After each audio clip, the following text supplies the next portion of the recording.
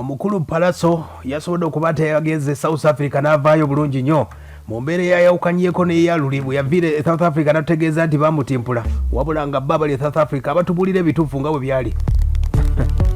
yali alina byagendeddemu ebirala mu mbeera eyo omukulu oyo gwe bayita Palaso mu mbeera eyo asobola okuba ate ng'etambula kati akadde kanasobodde okuba ate nga yakomye mu Uganda embeera gyesobodde okuba ate nga akomera mu Uganda omukulu oyo gwe bayita Palaso muganda wa Chameleon era yakomeddewo mbizibu ng'agamba nti emmotoka ye bannaffe aba Uganda Revenue Authority bali mu gisika olw'embeera nti bamusaba omusolo ate nga ye talina waayimba wadde n'akamu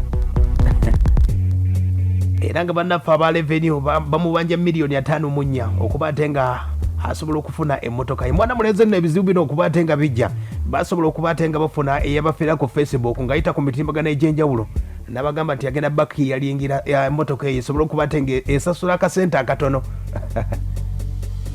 Chameleon nne yamusetingira basobola okuba ate nga babafiira bonna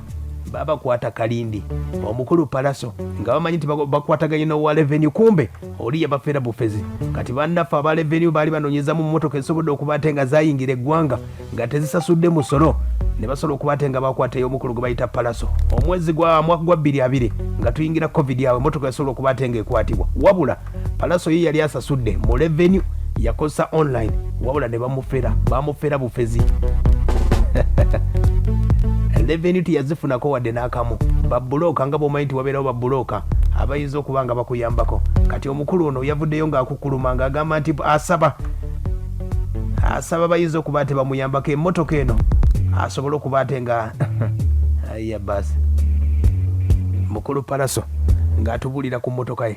waliwo emmotoka yange yakwatibwa URA si nti sayina intentions kusasula wabula baatuggala mu covid era oba president yagamba aba URA bagira bakola ki balindako so kyannaku nti baatuggala ne tuba nga tetulina mirimu okumala omwaka mulamba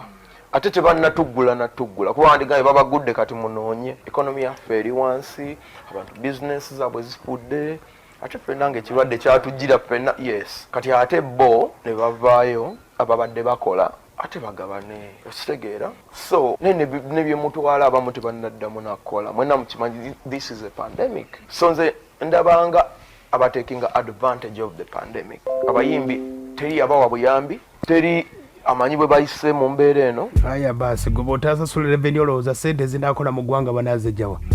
olw'okuba abayimbi tebayimba mbu yali badde asaba mbu Revenue abula Palaso era asobodde okuba ate nga ategeeza nti webadde South Africa bino ebya Tafoten yali atuleba well nakyusizza ebipo gye nadde embeera luli sayina na mikwano nga gye nadde najjo ku luno ne bannansi waliyo DJ Raymond waliyo Dr. Malinga waliyo ba 7 step bannansi bafuye balabe nga bantwala mu bifo gye baagalwa gye balina omukwano era be bantu bemadde nabo nenga mostly nga bwe nkugambye nagenda kola concert y'amalamu yatambula bulungi naye ate n'okukolerayo work wa videos zetwadde tulina okushootinga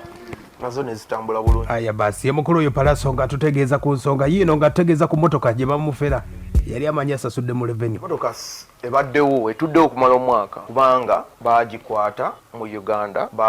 waliwo eyasooka otukolera omusolo n'atubba ffe ne tulowooza everything's good emmotoka ne bagikwata ne batugaa tetusasula musolo baagala miliyoni 5.4 ne bagituuza ku Revenue covid najja nga tetukyakola nga omanyi ebizibu bibadde bingi buli omu byayiseemu kati ate tebannaggulirawo bayimbi tetukola tukyali mu pandemic sitegeera tetumanyi na bwe tugenda kugenda masomo ate n'ebintu like babitunda like and you know like so I think eryo liba ttima bwe bagikwata nga tulina ogijjayo covid najja aya basi yemukulu oyo Palaso nga ategeeza ku bannamawulire embeera nga esobodde okuba ate nga etambula ku kibuuzo kino bannayuganda kye basinga okuba ate nga babuuza nti Palaso yasobola okuba ate nga agula disiki oba yagibba eya Moses Radio nga bagamba nti ennyimba nga afulumya nnyingi era bwe yaviiridde South Africa alina akayimba ke yafulumiza kakafuluma akadde kano we bagamba nti omukulu ono ayinza okuba yabba akatabo ka Moses Radio kiyinza okuba oba kituufu mu nsonga zino naye asobodde kuba ate nga baddamu mwe bati mwabagamba nti Palaso yabba akatabo oba yabba ennyimba za Moses Radio yali tannayimba aya basi sooka owulira omukulu Palaso nga ku hard disk ya Moses Radio sebo wagiteekawa tubogera buli omu kyayagala okwogera baagala okunafuya naye nga tuli bakabi naye kale katutandike bwe tuti katugambe gyendiko katandike n'ekyo katugambe gyendiko kyoga radio agenda kudda zeyimbire zirina kufa katugambe si gyendiko kyewunyisa nkubye hit maker nga nkubye hits nga ne radio waali by the way radio atalina n'ebintu bingi bye yatuyigirako kubanga radio agenda okujja I was already a star osegera he learned radio yajja tamanyi nakwata akazindaalo ffe twamulaga nti akazindaalo bakakwata bwe bati so pe twakulira wamu in a family nga tufaanaganya ebintu bingi backups zaffe zifaanagana eza wizo nezange neza kamiliyoni neza chaga neza radio abantu ng'etwalimu eyo tiimu ya Leon Island so tekyewunyisa Pallaso is a hit maker. Everybody knows that. Si kipya nti Pallaso akubye hit. So tekibeewunyisa. Naye ebyo byogerwa abantu just agala okuzanyira ku reputations z'abantu naye si kibi kuba ne radio was a great singer. Bwe bakomparinga ku radio kitegeeza nti kati ate otabuse kitegeeza kati ngenda bakuba. Aya basi. Ndowooza owulidde abagamba nti ya disiki yagibba. Agambye waba yagibba kagibbire ddala. Nati ennyimba kasita azimba bulungi kasita. Bwaba yagibba disiki ya Moses Radio enyimba azimba bulungi si bwe kiri ayinawo akayimba ani oyo waliwo n'obuyimba bulala bungi nnyo ayina ne bwasumuludde wabula Pallaso bannange wabagamba nti akatabo yakabba hadi disiki byonna ye abategeezezza bwe batyo era omukulu n'ayongera kuba ayongeddeko kuba ate ng'asaba pulezidenti n'abantu abayinza okuba tebamuyamba ku by'emmotoka ye omunnaffe ono Pallaso aya basi bannange URA lwaki mulina ettima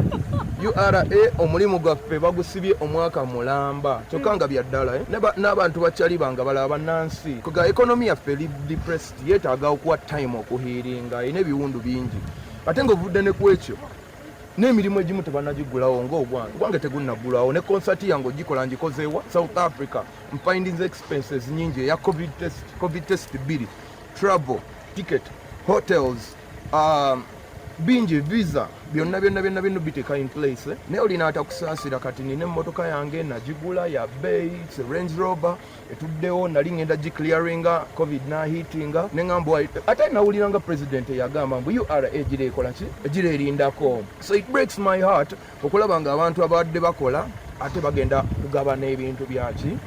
byabaavu so Mr. President oba enna gwe kikakatako aya basi yagenda okusasula mbafere nasasula miliyoni 8 Range Rover mbu ku musolo ng'amanyi akubye revenue aya basi bamugerekedde miliyoni 5 ye mukulu oyo Pallaso yasobodde okuba ate ng'afuna na bino ebyabayimbi ng'abe mu America abo zibayita grills ge bayita amannyo ga golodimbu yagafunye bw'omuwulya Pallaso nga tayogera bulungi ag'amannyo ge gamutawaanya ge bayita grill lidi wine ge yeeteekako abula Pallaso